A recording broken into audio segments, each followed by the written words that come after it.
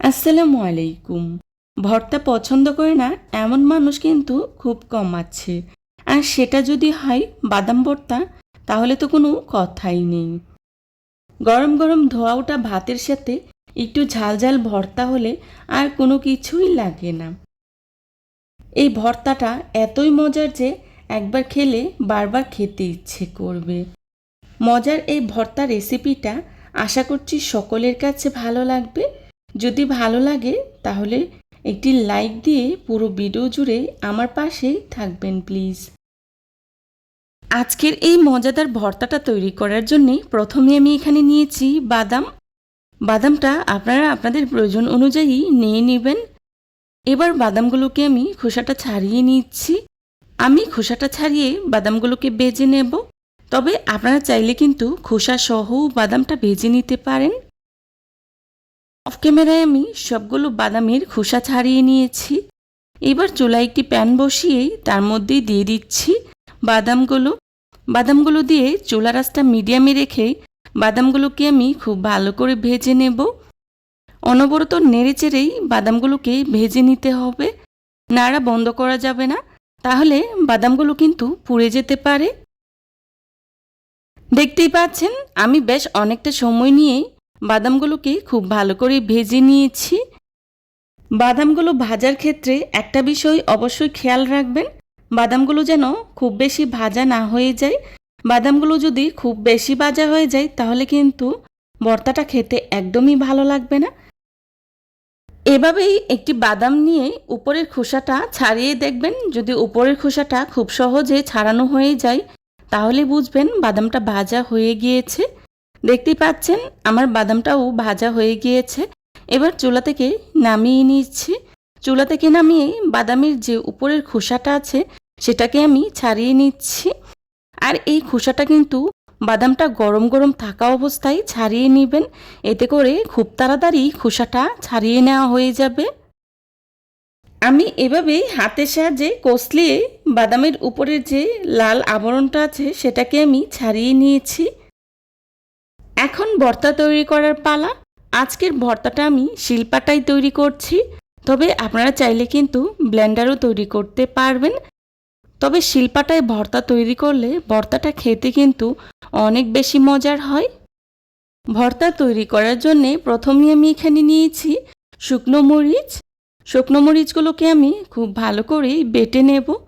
বাদাম ভর্তা তৈরির ক্ষেত্রে ভর্তাটা কিন্তু খুব বেশি ঝাল করা যাবে না।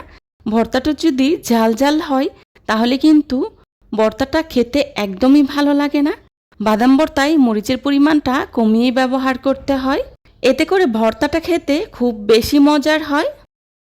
মরিচগুলোকে আমি খুব ভালো করে মিহি করে বেটে নিয়েছি। আর মরিচগুলোকে খুব ভালো করে মিহি করে বেটে নিতে হবে।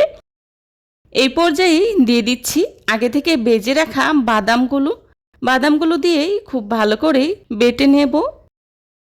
বাদামের এই ভর্তাটা খেতে যে কতটা মজার হয়, যারা খেয়েছেন তারা তো জানেন, আর যারা খান নাই অনুরোধ থাকবে একবার হলেও এই ভর্তাটা বানিয়ে খাবেন, তাহলে বুঝতে পারবেন ভর্তাটা খেতে কতটা মজার হয়।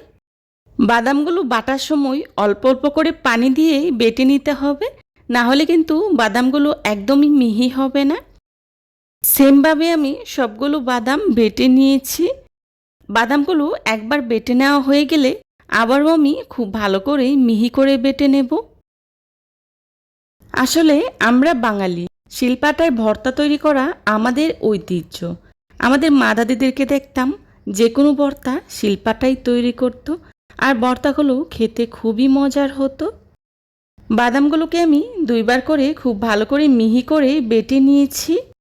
এই পর্যায়ে দিয়ে দিচ্ছি পেঁয়াজ।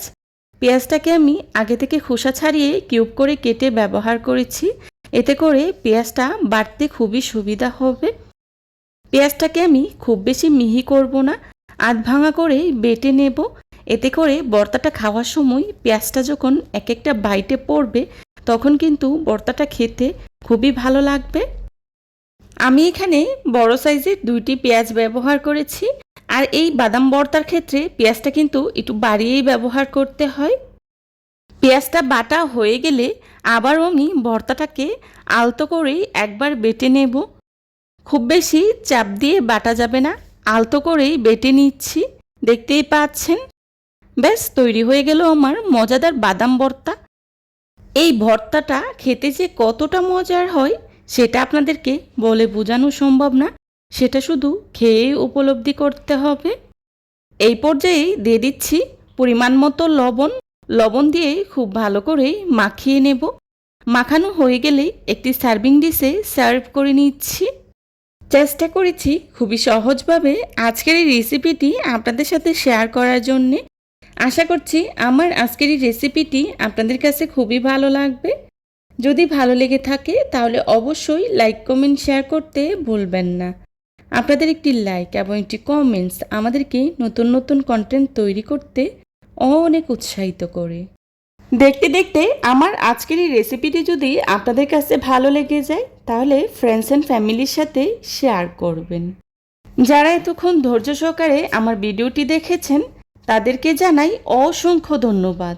এই ধরনের সব ঘরোয়া এবং মজার মজার রেসিপি পেতে আমার চ্যানেলটি ভিজিট করে আসবেন প্লিজ। আমার পরবর্তী রেসিপি দেখার আমন্ত্রণ জানিয়ে আজকের মতো এখানেই বিদায় নিচ্ছি। সবাই ভালো থাকবেন, সুস্থ থাকবেন। আল্লাহ হাফিজ। আসসালামু আলাইকুম।